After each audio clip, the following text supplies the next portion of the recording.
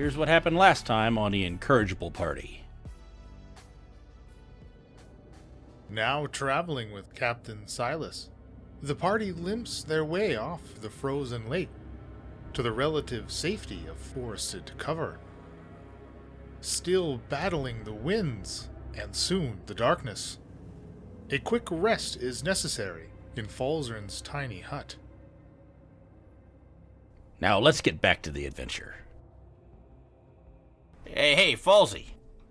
Yeah? Come here for a second. And I pull the orb out of the bag that I got off of Killian. Hey, you got a few minutes? Tell me what this thing is. Oh, sure. So, Leland, I guess I would like to cast Ritual Cast, Identify on this orb that Shaft has handed me and see what I can learn about it. Is that the only thing that you're going to want to do that throughout your short rest? No, I think I'll look over at Horik and say, "Hey, what's that bow? Give it to Falsey. He can take a look at that and see what it really does." Okay, yeah, Horik will hand you the bow. Were there any other magic items we got? I think that was it, right?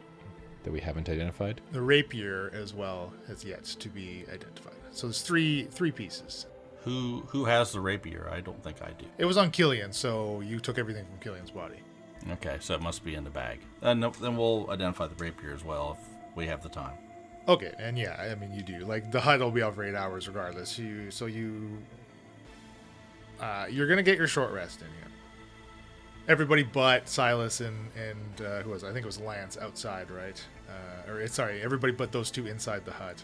So they're kind of out there in the cold and the wind as the sun is beginning to set.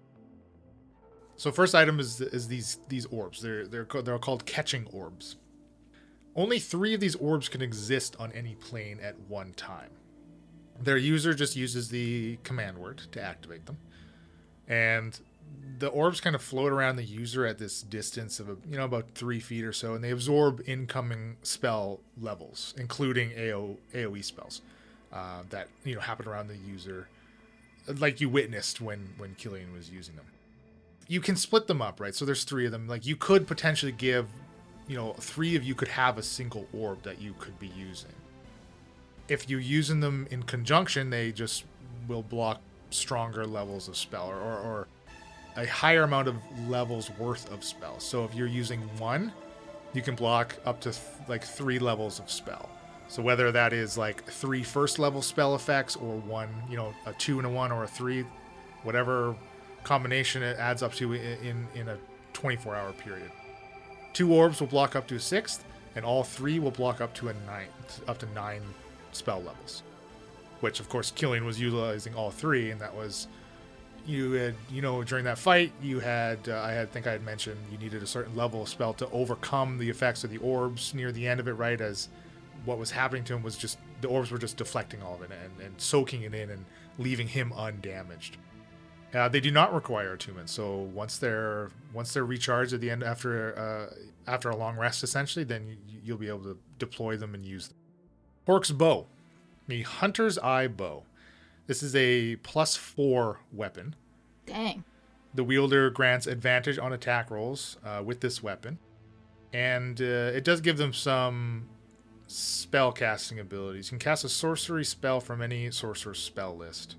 Once cast, though, the spell on that list is used. It's like if you had the list, right, you would scratch it off as if you use it. You can't use it again. How do you know which ones have already been used by previous owners?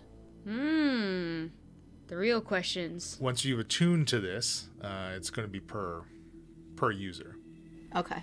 Yeah, so it's not like the weapon itself. It's almost like it resets, right? Once you a new attunement to it, it's like a recharge function kind of thing. The wielder may cast up to 3 of these spells per day. The first spell per day has no additional cost. The second spell you would cast in a single 24-hour period causes 4 levels of exhaustion. Oh, damn. The third spell you used would cause a type of indefinite madness. It's said that none have dared to try to cast a 4th. Oh my goodness. Yeah, because they couldn't. They were mad. And now, so that, there's a limit on that spell list. It's up to 5th level spells on the sorcerer spell list. Falzarin, once you kind of go through your second identify here, you're almost halfway through this short rest, and you all hear kind of a muffled like booming, tamping down by the winds outside of the hut, and I suppose the hut itself. Silas and Lance kind of immediately draw their weapons as they take this kind of defensive stance, surveying around, defending the hut essentially is what they're on watch out there. They very quickly sheath their weapons as doesn't appear any follow-up noise or anything around you in the woods. Nothing comes out from hiding or anything like that. They seem to not be too concerned once after that first kind of startling. On to the last item. Yeah, I think Falzarin will continue if it seems like that it was just, I don't know, some random noise that hasn't recurred or isn't coming closer. It only takes an hour to attune to something new, right? That's right, yeah. So, as Mia, I'm going to go up to Falzarin. Falzarin, I think that I have something you could have used today in battle. This pendant of legendary actions, you could have stored, like, I don't know, Blink, you needed help. Yes, well, if it's capable of storing some of my magic, you might be right. You might not be able to store anything on this until you long rest, but I'm interested in that ring you found. Oh, I see. You remember? Yes. I mean, it would help the whole party, I say loudly enough for everyone. I can put lots of healing on it, Yes, you're right. That might be a good thought. If you give it to me now, I can attune during our short rests here.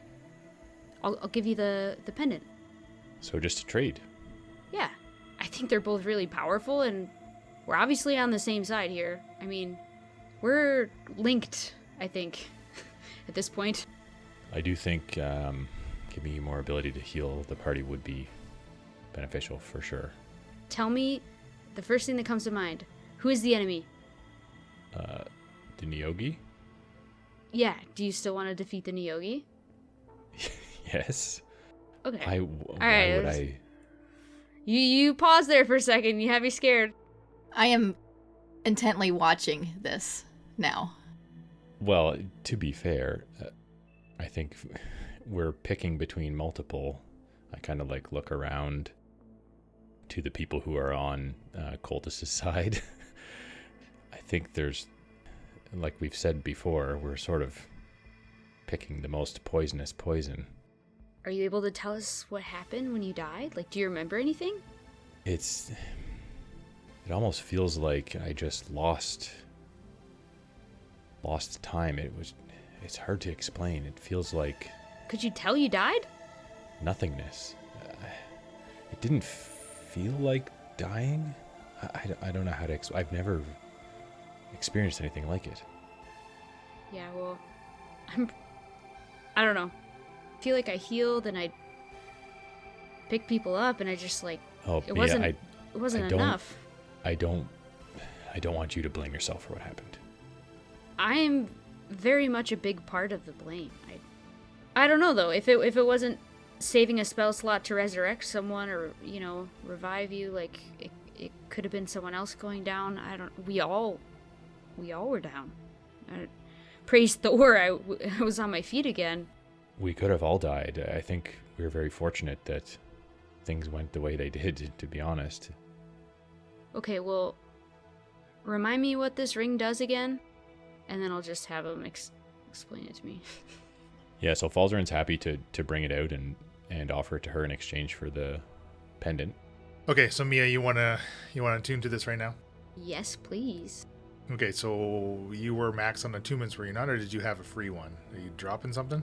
Oh, I'm dropping the tower cube. Doesn't seem to be an issue at the moment. I think Falzarin will do the same to attune to this pendant, because I think the sooner he can start using that, the better it's going to be for everyone involved. Yeah, like I don't know if this immediately would affect, because I don't have any spell slots. So I just would need to click on it and read the text, I guess. No, yeah, once you attune to it, you'd immediately get the benefit of the additional spell slots. So that's something. Yeah, absolutely. So you would. Okay, so let's get on to the third item. The last item, Rapier of Crippling. This is a +3 weapon. It does not require attunement. When you hit a creature with the Rapier of Crippling, you may forgo dealing normal damage to that creature and instead debilitate them for a round. The affected creature suffers the following effect dependent on where your hit lands, which you would decide on a successful hit. If you want to try to hit them in the arm, the target will have disadvantage on all attack rolls. In the torso, at the beginning of the target's turn, they suffer 2d8 necrotic damage from their bleeding wounds. Or you can attack them in the leg. The target moves as though they were in difficult terrain and has disadvantage on athletics and acrobatics skill checks. Multiple effects may be imposed upon a single target, including the torso effect. The target can end all imposed effects with a successful DC 15 Constitution save at the end of each of its turns. So, if anybody else wants to change up attunement, you can absolutely do that now. The hut's up for 8 hours. You'll get to roll any of your hit dice from your short rests, and then whatever extra time you can just take to make sure you've attuned to whatever you'd like to. Are you guys hungry? Do you want to feast? How long would that take again? I It forget. takes an hour, another hour. I don't believe we have time for that. Okay. Just figured I'd offer it now that I have this ring. I believe you should save the energy that you have. We do not know what we will meet between here and Samuel. I know. I just thought maybe it would help us. I want to get this business over. Yeah, there's a lot going on. I'm with you. That's okay. So I think I'll put the rapier back in the bag and take the bow back and hand it back to Horik. I'm sure Horik heard everything that Falzarin said about how it worked. Unless somebody has some objections, we'll let Horik use that bow. I'm fine with that. I've got my hammer. And also take the orb back. Unless Falzarin wants a melee weapon. Falzarin has no need for a melee weapon. I was joking, Shikara. I was looking at Falzarin when I said that. Falzarin kind of starts to smirk for just... If you blinked, you'd miss it. Right, we saw you contemplating using your staff. We saw you look at it. And then immediately sort of a look of guilt and shame comes over him and he kind of looks down at his feet. Do we need to inspect him for a tattoo or something? I don't have a tattoo or a scapulet or any of those things. Are you sure? Have you looked? It's exactly what someone with a tattoo or a scapulet would say. I guess you do have a point. I haven't looked, but... Strip down. You're gonna have to pay me, okay? If you want to catch a sneak peek.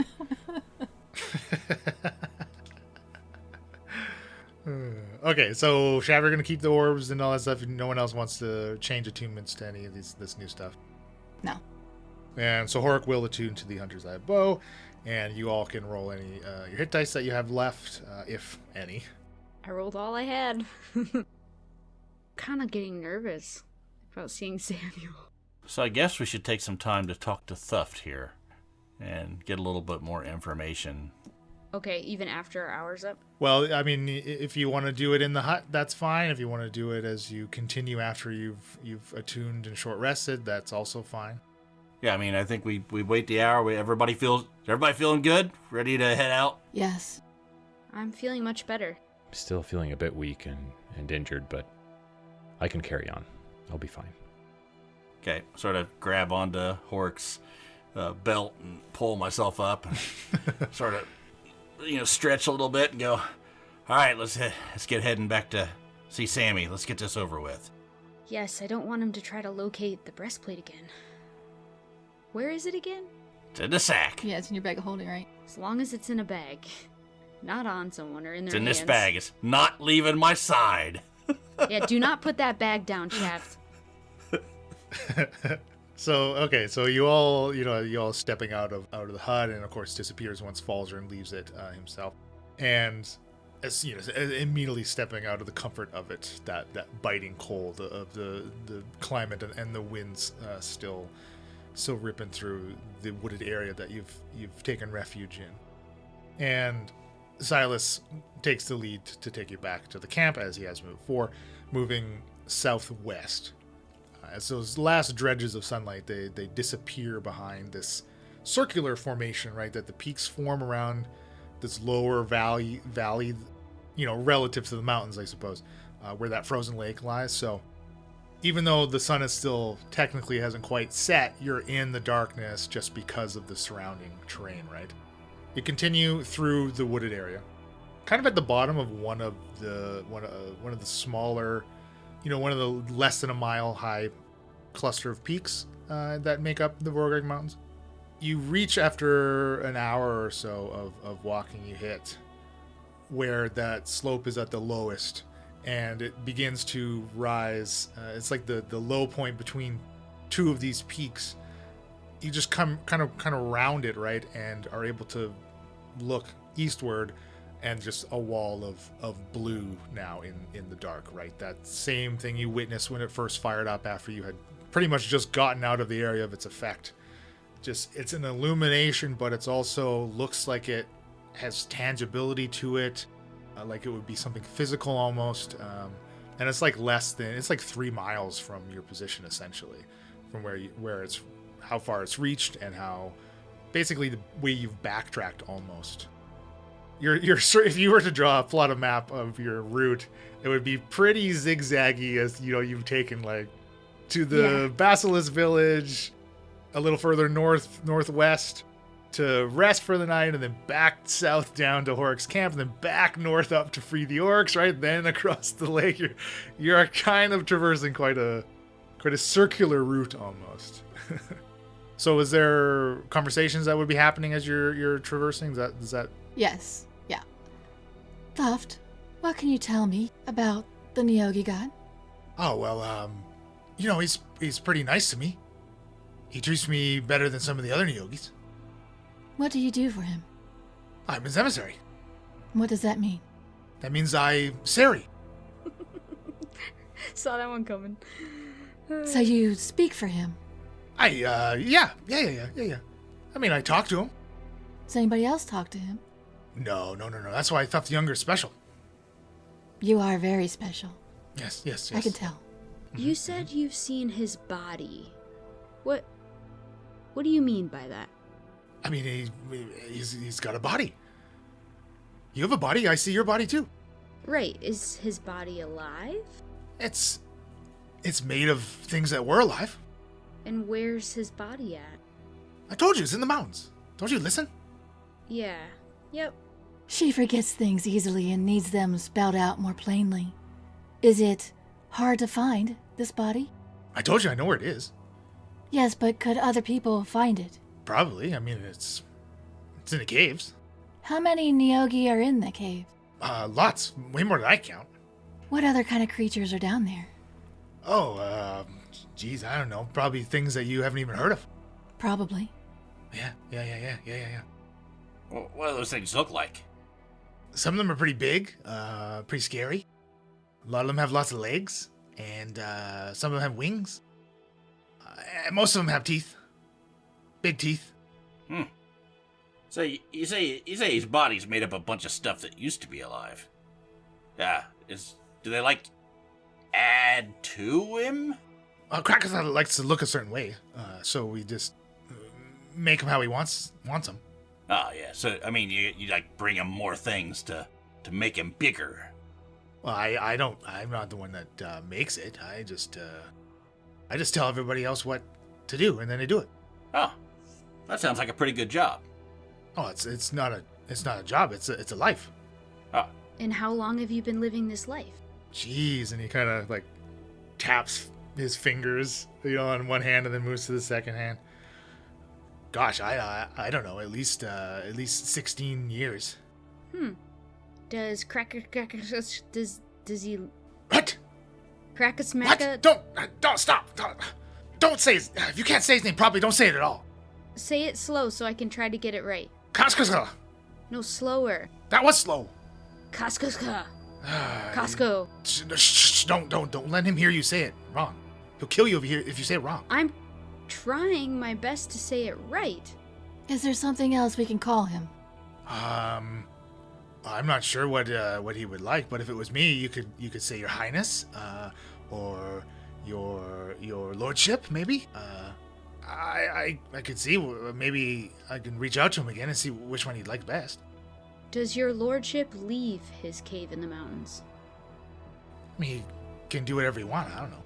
I'm not with him all the time. Have you ever seen him leave in 16 years? I guess no. Okay. This is the first time I've been out in a long time. You are not afraid to be out of the caves by yourself? No, why would Tough Younger be afraid? Somebody could hurt you. There are other creatures out here that do not worship your god. The mountains are safe. So, does this god of yours, your highness, that you worship and Sari for, does he provide these Neogi with powers, strength? Like, what does he do for them? Does he give them power like he gave you power? That's a good question. You'd have to ask him, I guess.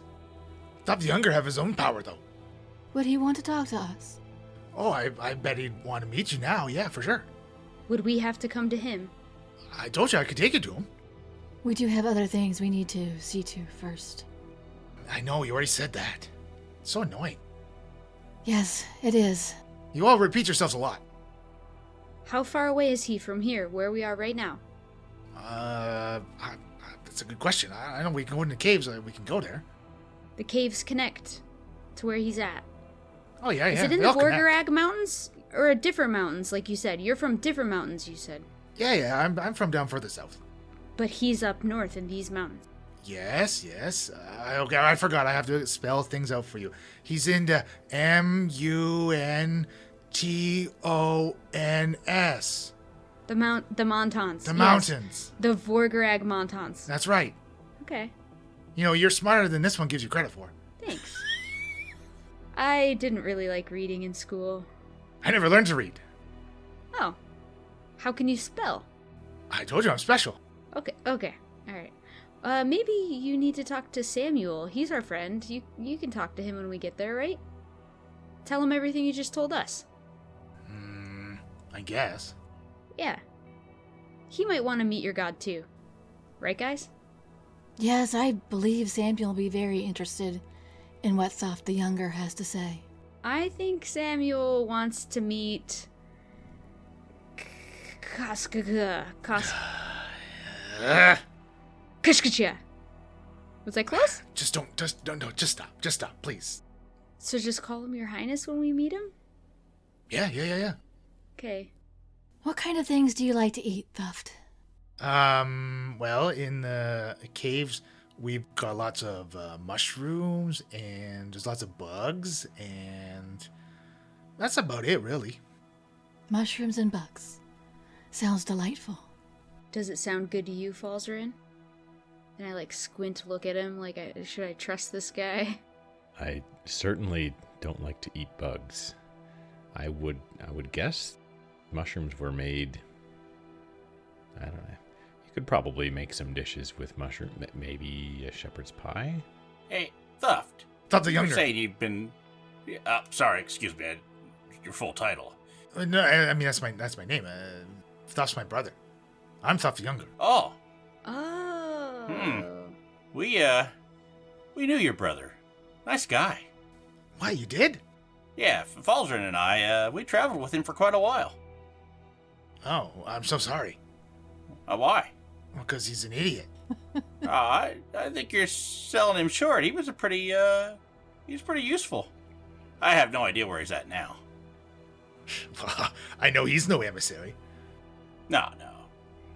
But you remember, you said you've been doing this for 16 years, and there haven't been that many Nogi around for all 16 years, right? They all been hiding in the mountains? I think they've been here way longer than Thuff Younger. Yeah, we've ran into some of these places where there's a lot of Neogi, I don't know, maybe eggs might be the right word, like hatchery type of things. There are a bunch of those in the mountains too? Oh, yeah. I've seen them. It's real gross. Yeah, like one or two of them. Well, I thought you said you saw them. You see, there's lots of eggs. Yeah. Lots of eggs at once, and they all eat the old ones, and then Yeah, we saw that. That was disgusting. No, but it's also gross, but also beautiful. It's the circle of life. So would you eat your brother Thuft? It's not what goblins do, right? if stuff got real old and he was useless, which he already is, so I guess yes. But if he was real old and that was what he was supposed to do, then yeah, I would let my babies eat him so they could live. Interesting. Yeah, you learn something every day. Yeah. Thuft TY. So interesting. Can I just call you Ty? I would prefer not. Okay. When they say theft, I just think of the other one I've been hearing all about. Anyway, you are much smarter than him. From what I hear. Duh. Do you mind coming with us to speak with Samuel? I mean, I don't really want to. I want to get back to the caves. Right. We're going to go back to the caves with you, but we got to go see Sammy first. That's why he's with us. I know Samuel would really love to speak with you. You need to Sari. That's your job, right? You just Sari with him. I guess that's true. I do hate repeating myself, but you're right. Sarying means repeating a lot. Yeah, that's kind of in the description. Okay. How much farther till we're there, do we know? I mean, if you prompt Silas, you got about another hour or so to go once you've hit that kind of low point in the two mountains, as he begins to lead you up that second rise now. You take more of a southward direction change as well. Each of the paladins have produced torches, as they do need the light, and in the dark, still the wind going, like the torches don't really even seem to be all that effective, but they're weak and flickering, right, as the paladins kind of hold them close and do their best to like shield them against the winds, while still trying to cast an adequate illumination for them to navigate by, because like they're all humans, right, so they don't have dark vision. So from this point, yes, you are about another hour or so away. I'm going to walk over to Horik. Has he heard this conversation we've had with Thuff the Younger? Yeah. I mean, Cork's sticking with you, for sure. So I'll say, walk over to Horik and go, hey, you guys heard of this Kaza Nyogi thing living in a mountain? Have you guys have been fighting these guys for a while. I didn't think anything. Have you seen any of the these nurseries that I was talking about? I lots of them. Anything else that you guys have found that you can tell us about these Nyogi? Pretty like you talked to Clash a bit about it too, right? And Clash had mentioned that they hadn't really traversed very far into the cave system at all, if at all, right? Again, because they don't know what's in there, they're limited numbers. It's just too much of a risk from the way that they were able to affect Nyogi travel basically outside of the mountains is really what they were focusing on. So they don't have too much, they haven't seen too much that's within the cave systems themselves either. Now, Horik certainly has knowledge about like a number of cave systems that would have been utilized by the tribes and stuff. So he definitely knows that they exist and knows the location of many openings throughout the mountains as well. Would he be able to tell me locations that I would know, being familiar with the mountains? Like, hey, there's one up in the north edge. You remember where that one thing was? Kind of conversation. I'd like to try to get some information from him. Okay, yeah, no, absolutely, yes. I would say you're probably most familiar with a lot of the northern sections, right? Again, up by where like Mount Necrosis is and stuff. So Horik has specific knowledge of about 6 different openings, kind of across, and that's really across like 20 or 30 miles of the range kind of thing. It definitely doesn't encompass the entirety of it, but those are going to be more in kind of the northeastern sections, which is also like close to where, the Clashers had that camp, their temporary camp where you met them at, and kind of where they've described as most of their activity taking place. All right, I'll listen to everything he has to tell me and sort of put that in my back pocket. Yeah, I think I'm just going to continue to talk to Horik until we get to the camp. So the paladins are leading, of course, and Silas is maybe about 40-ish feet ahead of you, the party probably, right, with the rest of the paladins kind of interspersed between you and him, essentially. As you are on this slope, right, so you're almost kind of walking at this angle this whole time. But you've kind of stopped. He's stopped the elevation that he's leading you, so you've kind of reached this where now While the terrain hasn't flattened out, you're no longer climbing. You're just kind of maintaining the elevated position that you have. But that second hour passes, and where he's leading you in the dark now, as you're on the side of a mountain right now, and you are basically circumnavigating that mountain southward, like towards Drukal is like the direction that you're currently walking, essentially on this elevated position. And you finally get to a point where in the dark, as the sun is fully set, you see the glow of multiple fires, and they kind of reveal again as you move in that circular motion around the mountain. They reveal the outline of like tents and structures built right on the mountainside. You're stopped essentially at the perimeter. As for camouflaged paladins, they make themselves known to you in the dark, to Silas specifically, obviously. They rise from covered foxholes hidden beneath a layer of snow over white cloth, and that same material is like over their own armor. Silas, they clasp forearms with the one that had spoken to him first. They exchanged a quick greeting before Silas kind of waves you all forward towards these torchlights. And now you've finally made it to the Paladin camp, the new Frontline is what we'll kind of, when I say that, that's what I'll refer to it as. But where possible, alcoves have been dug into dirt to accommodate the tents and the structures. In other areas where there's the large, like, jutting rock formations that make digging impossible without extreme amount of additional effort, wooden platforms that look maybe a little rickety in some, but very hastily erected. They kind of jut out from the slope, right, over nothingness, right, over the decline, to create a flat surface for these tents and structures.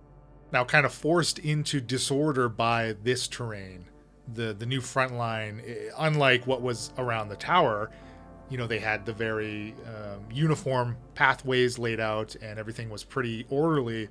But they just can't do that up here. So there's just a network of pathways that are kind of maze-like as you're navigating between the tents and the bonfires that are clearly kept burning throughout the night. So you're here now. What is the plan? Silas kind of turns to each of you. I can take you directly to Samuel. Yes, I please. think that's the best. So the new Frontline up here, it seems that it's nearly as sprawling as what was down on the ground. Maybe not at first glance, just because of now there's almost like levels to this camp now, just as it moves up the slope. But it still seems you kind of look left and downward, and you can see a series of bonfires lit nearly all the way down this mountain, ending a mile, maybe a mile and a half from where that wall of blue light begins. So judging by that, the bottom part of the camp kind of extending that same mile or two like it did around the tower, there's an additional kind of area of the similar size between the bottom of the camp and the effects of the tower. So still keeping pretty close to it, again, because they wanted to keep it as essentially something to put their backs to and have like a type of defense so something can't really come up behind them, very effectively at least. But Silas leads you up. You're going further up in this camp. And again, as you're walking through, Lance and Hannigan will stick with you. Milo and Kelt kind of split off to go perform other duties. They're mad at us. They remained stoically silent through that entire trek to the camp. They had even stopped like sharing their concerns with Silas, because clearly after Silas had told them, like, look, this is happening, like, I know a lot has happened, but this is what's happening right now. I don't need your complaints, essentially, is what he's told them. So they've split off. And as you're moving through the camp, now that the night has fallen, not too much activity. Does seem, again, around every section where there's like a bonfire or just a campfire, there's paladins around it, keeping warm and keeping it stoked and keeping it burning. And you come to a cave opening, pretty much in the top half of the camp, essentially. maybe another few hundred feet or so up the mountain from where you kind of entered. And Silas, doesn't really hesitate, just kind of moves into the cave. Inside a cave? We found this the first day we got here. It's drawn Samuel's attention. Are you sure it's not connected to the rest of the cave system? Oh, we're pretty sure that it is, actually. Or at least it was before we arrived. How did you disconnect it? We didn't do anything. As he's speaking, you're entering this cave, and like a dozen or so feet into the cave, you notice along the wall of it, about 4 feet up, there's this thick, fibrous, whitish gray rope attached to them, almost like it melded into the stone, and it runs all the way down the tunnel, another 40 or 50 feet. And as Silas is saying, we didn't actually do anything, but he's moving forward and essentially showing you the end of it. That rope leads to like a wall made of what looks like similar material. He walks up to it, and he's walking towards it, and again doesn't really hesitate, as it's clear that he's used this before, but he just walks right into it and through it, as do Lance and Hannigan. I will follow. Attempt to, too. anyway. Keep going. Thuft, stay with me. Okay, yeah. Just don't stop. Just push up, keep pushing through. And as you do, so I imagine you like reach a hand out right and touch this, and it's not obviously it's solid, but it's not stone. As you press it, immediately it's stretchy and a little bit sticky to the touch. Offers very little resistance, however. With that continued pressure as you take your stride forward, it stretches and then begins to cling to you, kind of dragging across your body as you're moving through it and it coating you. You pass what would be like a threshold if it was like a doorway, and this membrane closes behind you as if it's completely. For a brief second, like you can't breathe in. It's like if a bag was over your mouth, right, and you breathe it in. There's no air getting through, momentarily blinding you, and then that last step though, it just opens and you're pushed through. The remains of it kind of evaporate off of you in a puff of steam, quickly dissipating. And even the sticky feeling to you, like you're not coated in anything, you're just completely through, and it just evaporates any residue off of you. I will be disgusted, but quickly hide my disgust because I'm too cool for that. I don't want anybody to see how much that grossed me out. Balzarin kind of doesn't do as good of a job of hiding it as Shakar does. Thuff, do you know what that was? Yeah, that was the travel system. Travel system. What does that mean? I mean, it doesn't look like we went very far, but we went pretty far. Was that teleport? I guess it's something similar like it. Yeah. Explain it to us. You said you're smart. It certainly doesn't feel good going into it. It's sticky. Yeah, but it's also warm. Ugh. Doesn't make it any better. Oh, I got used to it. Explain how it works. I don't know how it works. You walk through it, and then you're in wherever it leads. Who creates it? Well, the Nyogi. Interesting. I mean, who else? I don't know. You said there were all kinds of creatures in the mountains. Well, yeah, that's true. They use lots of other creatures for lots of other things. Yeah, you're right. So I look to them. We've been in tunnels before and never... I don't remember. Did we ever see anything like this? No. You've been in tunnels in the Vorgrad before? In the mountains? Well, no, we went in one tunnel that was probably freshly dug to steal the goods and equipment from the Paladin camp. Oh, yeah, that one. I heard about that one. Yeah, it was really effective. We got all their stuff. Where are we now? And I'll speak louder so Captain Grohl can hear me. Through the membrane, you've stepped into this circular chamber. It has about a 60-foot radius and a 15-foot ceiling. In the center of this circle, there's a stone staircase that twists and spirals upwards. Lining the walls are large whitish gray sacks attached to the stone by a similar looking substance to the membrane that you passed through. The sacks, they have this cobweb sort of look to them. Wispy layers of it kind of overlapping each other and almost wound around it to create an opaque 7-foot high, 3-foot diameter shell. Each one of these shells is connected by more of that fibrous rope. They run along from like the bottom of the sack shell structure along the ground towards the center of the chamber, like spokes of a wheel. And then they combine into a single, thicker strand that runs up the stairs. To your immediate left, 3 bodies, 2 humans and an elf, they lay on the ground. You've kind of actually narrowly avoided stepping in this reddish brown goo or ooze that coats these bodies and is pooled around them, starting to congeal. It's dribbling out of 3 of these shell structures that have been broken open. Clearly the bodies pulled from inside of them. Silas turns to them. We weren't sure what was inside of them. We cracked a few of them open, pulled them out. They seemed to be breathing, but once we had them out, they died. They perished. We couldn't do anything for them. Theft? Do you know what this is? Oh, yeah, this is where we keep all the people. Or one of the places. For what purpose? Well, it keeps them safe. From? Oh, in there they don't get eaten by anything. They don't have to eat anything. They don't really age all that much as far as I know. They're just kept in there nice and warm and safe. And what are the plans for them? Eventually, I mean... You have to ask Kakata. Okay. I will add it to the list of things to ask. Yeah. Don't open them before they're not ready. Before they're ready, I can't believe you did that.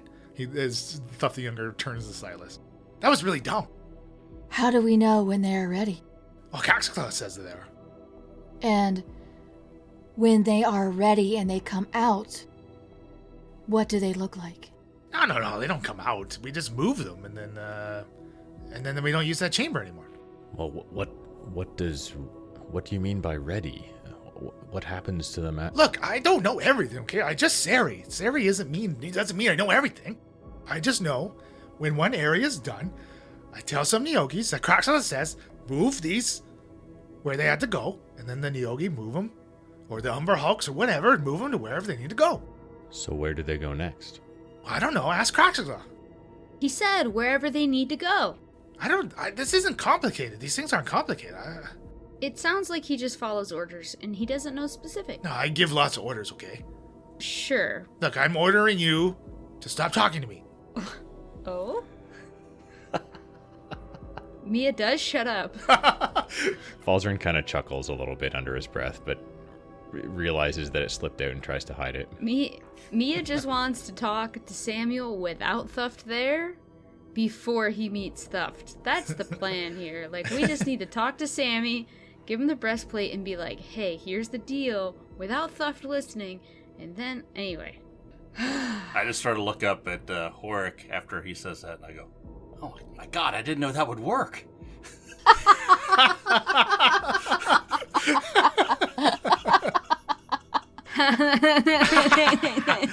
The little one's funny. So funny. So are we heading up? Is Silas heading up the staircase? We have a few levels to go up. Samuel is at the top, I'm sure. And he will begin to go up the stairs. So, a very rough count, looking at the size of this chamber, there is 100+ of these shells lining the walls of by the size of this diameter, right? And you move up the levels, you see essentially a duplicate chamber, more of them, more of these shells around. All of them, they have no more have been opened after those first few. After they've discovered that there isn't really anything they can do with them once they pull out, it seems. Silas will describe in a little more detail about, like, none of their essentially they opened it. They appeared to be breathing inside of it. As soon as they left essentially the confines of it, their systems just stopped. They stopped breathing. They went catatonic, just nothing, and then they quickly expired. So they haven't pulled any more out in case that would happen again, not knowing how to prevent it. But every level that you move up has just more paladin activity. There's clearly a few paladins in robes that may look like they would be like more arcane magic users and that stuff, inspecting these and trying to learn what they can from them. Definitely every level has a number of armed paladins in case some unknown threat actually looms in these chambers. Silas takes you up 10 of these flights. Damn. To the very top. And that fibrous rope, every level has like those spokes, right, of the wheel, the ropes combining into the center, and just continue up the levels as you're walking. And all of the shells are like on the outside wall of each chamber. That's right. I look back at Theft and I go, is this a normal sized chamber? This one's a little small, actually. I knew you were going to say that. Well, then why'd you ask? I didn't. Okay, you're right. You know lots of things, don't you? Can I talk yet?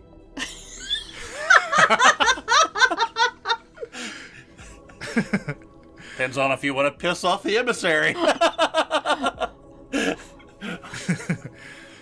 Okay. If you want to talk, you can. I mean, I don't have anything to say. I'm just asking. Oh, okay. See, the rule was to prevent things like that. Efficiency is what you're getting at, right, Theft? Cox's Law's all about efficiency. I'm so stupid and so inefficient. Okay, I'm gonna shut up now.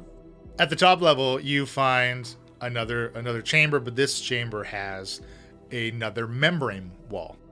And Samuel and his personal guard are up here. Samuel seems to be inspecting and he's like tracing a hand over the membrane wall.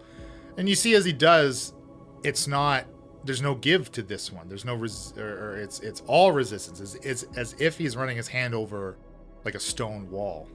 And that rope, that combined rope from all those spoke tendrils running up the central staircase, run to the membrane and attach to this membrane wall. Is Silas going up to Sammy? Yeah, Silas will continue forward, hailing Samuel. Samuel turns, as does his guard, to face all of you, right? So you kind of have his personal contingency between you and him. His emissary? Well, Samuel doesn't really have an emissary, but maybe Theft the Younger's looking for a new job. But Samuel will approach when he sees the party, as he kind of breaks the line of his own guards. Good. You've arrived. You have the pieces? We got the pieces. Is he currently wearing any of the other pieces? Oh, yeah, he has the helm, the boots, and the amulet on, yeah. Okay. Now, Samuel, when you did your location beacon thing, you vaporized one of our friends? That is unfortunate. It was not my intent. I needed to locate the last piece. Yeah, we were on it. You did not inform me this. Hey, it's true. It's true. Yeah, we didn't have it until, Yeah. a guy Shaft knew was wearing it. Okay. This I is should've not said important now. So Okay. I reach into sack and I pull out Wait. the chest plate. You have something you owe to us first. I mean, Shakara, do you really want... Yes. I'm holding it in There my was a hand. deal. There was. We have held up our end. I expect you to hold up yours. You have the gauntlets as well? Yes. We do. The same bag, I presume? I'll give them to you. Once we get the... Eyes, both of them. Yeah. I'm afraid we need to continue utilizing one of them. Then I think we need to continue utilizing the armor. I want both eyes. You understand where you are right now? You have no leverage here. I understand you have both the pieces with which you've just told me. If I need to take them by force, I will do so. You can try. That's it. End of the show. Thanks for listening. But before you go, I got a couple other things I want to tell you about. You can find the Incorrigible Party all over the interwebs. You can just go to incorrigibleparty.com and you can find all the links there. While you're there, check out the Patreon. There's some really cool stuff you could do with the Patreon, like give inspiration to Shaft. Or you can waste it and give it to one of those other mooks. Even worse, you could give it to Leland. Also, you can get access to mini campaigns and other cool stuff that we do. You're automatically entered into all contests. I mean, it's really a great deal. The Incorrigible Party is sponsored by Critical Hit Design. All ambient sounds and music provided by tabletopaudio.com. Intro and outro music is by Josh Jarvis, and you can email him at jamesmercymusic@gmail.com if you need any music stuff. Okay, that's it. Now you can go. Happy adventuring!